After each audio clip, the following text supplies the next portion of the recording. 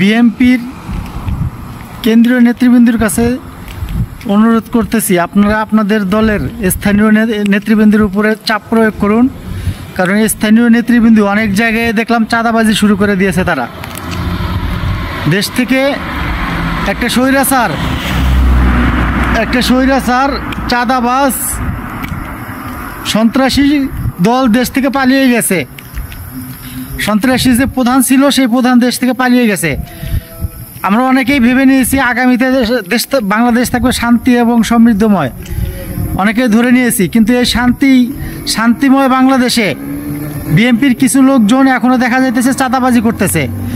তারা চাঁদাবাজি করে দেশের পরিস্থিতি অস্থিতিশীল করার চেষ্টা করতেছে। যারা কিনা চাঁদাবাজি করতেছে তাদের বিরুদ্ধে দ্রুত ব্যবস্থা নিন।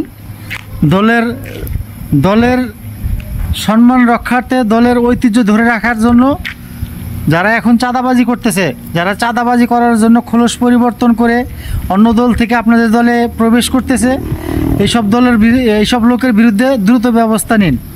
তা না হলে দেশ থেকে চাঁদাবাজ কখনোই যাবে না। চাঁদাবাজদের বিরুদ্ধে আপনাদেরই ব্যবস্থা নিতে হবে। দলীয়ভাবে চাঁদাবাজের বিরুদ্ধে ব্যবস্থা নিন, যাতে দেশে আর কোনো সময় চাঁদাবাজি না হয়। কারণ চাঁদাবাজি যদি শুরু হয় তাহলে আপনাদেরকেও মানুষ ঘৃণা করা শুরু করবে। আপনাদের এখন মানুষ ভালো চোখেই দেখতেছে। দেশের জনগণ আপনাদের প্রতি একটা ভরসা আছে যে আপনারা আগামীতে, যেহেতু আপনারা 16 বছর ক্ষমতায় ছিলেন না, 16 বছর বিরোধী দলে ঠিকমতো ভূমিকা পালন করতে পারেননি, তাই আপনাদের প্রতি দেশের মানুষের একটা বিশ্বাস আছে যে আপনারা আগামীতে ভালোভাবে দেশ চালাইবেন। তাই আপনাদের প্রতি অনুরোধ রইল, আপনারা এই যেসব চাঁদাবাজ আছে দেশে তাদের বিরুদ্ধে দ্রুত ব্যবস্থা নিন।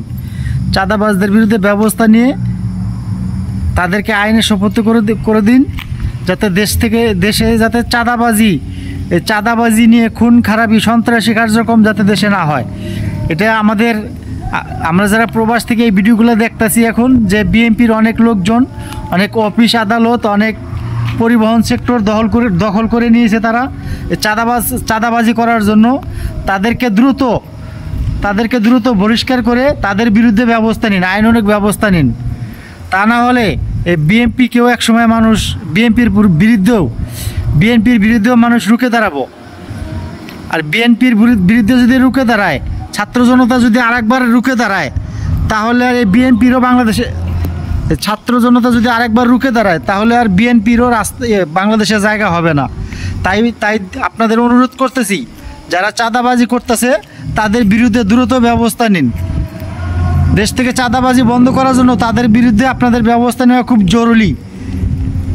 দেশটায় আবারও চাঁদাবাজে ভরে যাইতেছে।